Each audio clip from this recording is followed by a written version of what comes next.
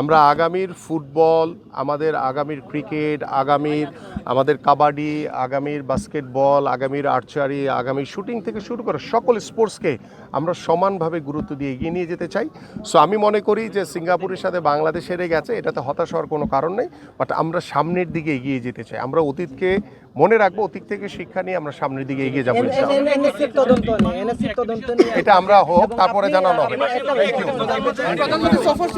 সরকার যখন জনগণের ভোটের অধিকার হরণ করে তারা জোর করে ক্ষমতায় ছিল, তখন তারা শুধু উন্নয়নের নামে শুধু মেগা দুর্নীতি করেছে, যার কারণেই আজকে এই সিলেট জেলা স্টেডিয়ামে এসে যে অব্যবস্থাপনা দেখলাম এবং যেই জরাজীর্ণ অবস্থা দেখলাম, সেটি খুবই দুঃখজনক। এবং আমরা বিশ্বাস করি যে আমাদের মাননীয় প্রধানমন্ত্রী আল্লাহ যদি সব ঠিকঠাক রাখে, ইনশাল্লাহ আগামী 30শে এপ্রিল আমরা এই সিলেট জেলা স্টেডিয়াম দিয়ে আমাদের যে নির্বাচনী যে ইশতেহার, সেই ইশতেহার অনুযায়ী আমাদের নতুন করে স্পোর্টস এই কর্মসূচি ইনশাল্লাহ আমরা উদ্বোধন করবেন আমাদের মাননীয় প্রধানমন্ত্রী। এবং সেখানে আমাদের ফুটবল, ক্রিকেট সহ আমরা প্রথম পর্যায়ে 7টি ইভেন্টকে নিয়ে আমরা আমাদের নতুন করে স্পোর্টস শুরু করতে যাচ্ছি।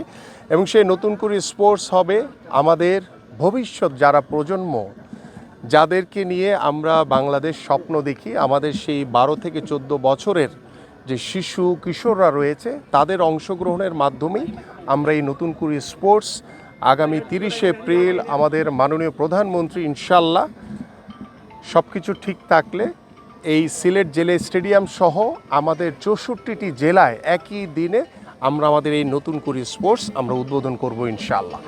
এবং এখানে প্রথম পর্যায়ে অংশগ্রহণ করবে আমাদের প্রত্যেকটি উপজেলার যে দলীয় যে টিমগুলো থাকবে, এবং সেখানে ইন্ডিভিজুয়াল স্পোর্টস থেকে শুরু করে দলীয় যে ইভেন্টগুলো রয়েছে সকলে অংশগ্রহণ করবে। এবং এখানে আমরা আশা করি যে সিলেট সহ সারা বাংলাদেশের আমরা যারা ক্রীড়ামোদী মানুষ রয়েছে, এদেশের সাধারণ মানুষ রয়েছে, সবাই অত্যন্ত ক্রীড়াবান্ধব একটি জাতি আমাদের এই বাংলাদেশ।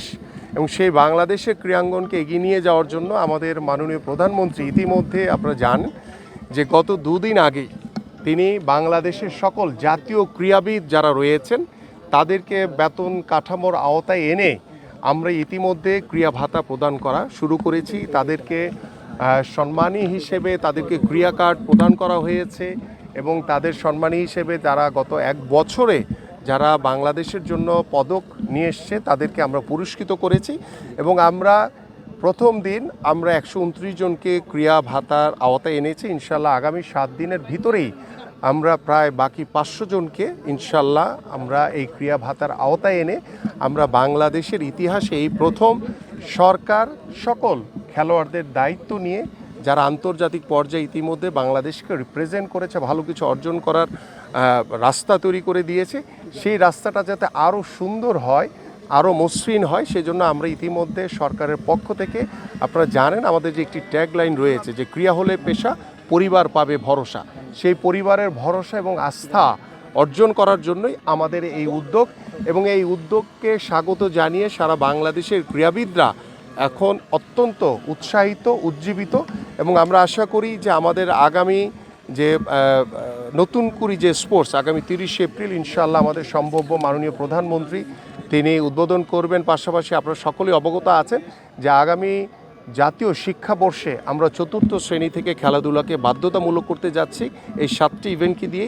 এইভাবে আমরা ইনশাআল্লাহ সারা বাংলাদেশে একটি ক্রীড়াঙ্গনের পরিবেশের মাধ্যমে, একটি ক্রীড়াবান্ধব পরিবেশের মাধ্যমে একটি সুস্থ জাতি এবং একটি মাদক মুক্ত সমাজ আমরা ইনশাআল্লাহ গড়ে তুলতে পারবো।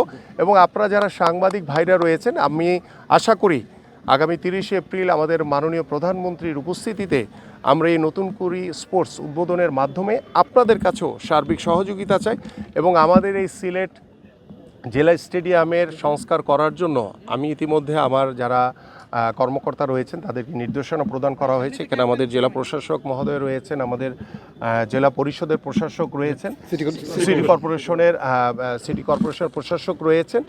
আমরা সবাইকেই আন্তরিকভাবে অনুরোধ করছি যে আমরা এই সিলেট জেলা, সিলেট বিভাগ থেকে শুরু করে সারা বাংলাদেশের প্রত্যেকটি বিভাগ এবং জেলায় আমরা একই দিনে ইনশাআল্লাহ আমাদের এই নতুন করে স্পোর্টসের মাধ্যমে জেলা থেকে আমরা বিভাগীয় পর্যায়ে এবং বিভাগীয় পর্যায় থেকে জাতীয় পর্যায়ে গিয়ে আমরা এইখান থেকে যারা প্রতিভা অন্বেষণ করব, যেই সকল প্রতিভাবান খেলোয়াড়রা বের হয়ে আসবে তাদেরকে আমরা সরকারের পক্ষ থেকে ক্রীড়া বৃত্তি প্রদান করা হবে ইনশাআল্লাহ।